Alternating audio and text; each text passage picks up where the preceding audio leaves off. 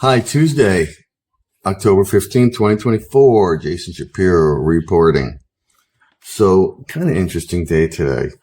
We had some negative news right from the get-go on the whole semi thing, and then we had more negative news with this ASML thing. And with that, the markets went down. The stock market went down in particular. This is the thing about sort of neutral readings is we don't really have a push one way or the other. So bad news, which we can't forecast, is probably going to push the market down, and good news, which we can't forecast, is probably going to push the market up because there's no real positioning thing to stop it from doing either one. Which is why I don't get involved when there's no positioning thing either way, because you're always sort of flipping a coin. But this has really become just a big coin flip because you have nothing on your side should the news go against you to help you.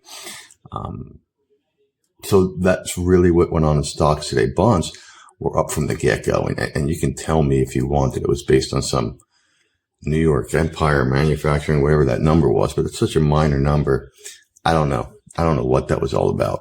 Bonds are oversold, whatever, but somehow bonds rallied pretty hard today, which quite frankly didn't have much effect on the dollar today. The dollar was basically flat today. One would have expected a weaker dollar with rates lower, but one did not get that. I thought the interesting thing in the currencies today was the Canadian dollar, where there was a lower than expected a CPI number, which would indicate that they have room to cut rates more. We saw the move right here on it. Market reversed and closed up. That would be a news failure day to me. If the COT were set up for me, which it's not. But if it were, to me, that's a reversal day news failure day right there. So if you don't want to trade COT and you just want to trade reversal days on news failures, there's one. I don't do that, but that's it right there. And the energies, which were, again, horrible today. And this is, again, news driven, clearly. Because we had what I would consider to be two bad pieces of news today. One was right after the close yesterday. You had this news that Israel was not going to go after energy sites in Iran, and that was this right here. Right? And then what I also consider to be bad news is the idea that Trump is taking over. It looks like he's on his way to winning here. I don't know if that means he's going to win, but as of today, it seems to be that he is winning the election. And he has been, at least in theory, bearish energy, because his whole idea is drill, baby, drill, push the cost of energy down, which lowers inflation for Americans and also stops some of these nations like Russia and Iran from getting a lot of income to continue their wars. That's been his idea. I don't know if that's what he'll do. Don't know what ends up happening, but that has been his idea. And that should also be bearish energy and was, I would say on a good note, this was really the morning. So this was all the overnight session. Anyone who tried to short once the U.S. session happened really did not make money. Maybe that's good.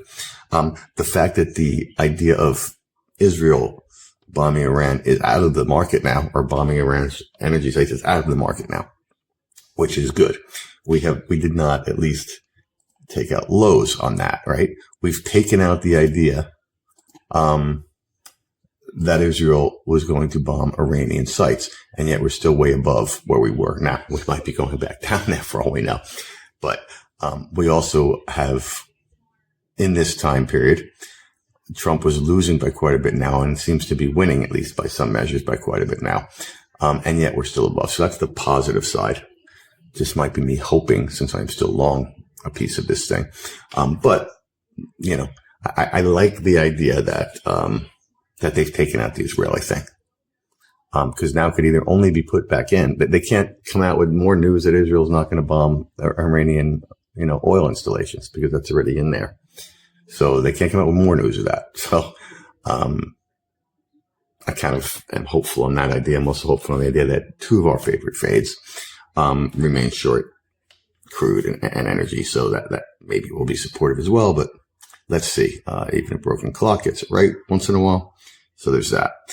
And then, the last idea is China, which I love to keep an eye on here. And China traded traded terribly today. FXI was down 5%.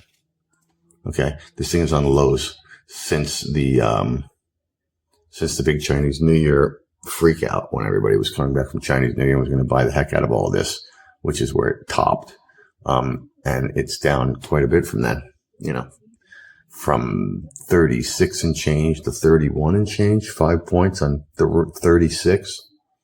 That's a pretty big move, 15% move down or whatever that is. So China's pretty weak, and the Hang Seng, which I actually thought was going to rebound this week, has not. The Hang Seng was very weak as well and hitting new lows since that whole Chinese New Year thing. So interesting to continue watching that, at least for me, because I think there's going to be a lot of lessons to be learned in that whole movement. So those are my thoughts on a pretty volatile, interesting day. You have to say, and I'll thank a lot of the people in the Discord for this. There are definitely things in the U.S. stock market that are showing some froth, right? Your CNN fear greed index, is showing froth. These things about the percentage of assets that people have that are in the stock market now are showing froth. Some of the AAII stuff, invested amounts, are showing froth, right? The idea that NVIDIA hit a new high yesterday and it just seems like the breakout is inevitable sometimes can mean that too easy, does not happen. So there are certainly some signs here.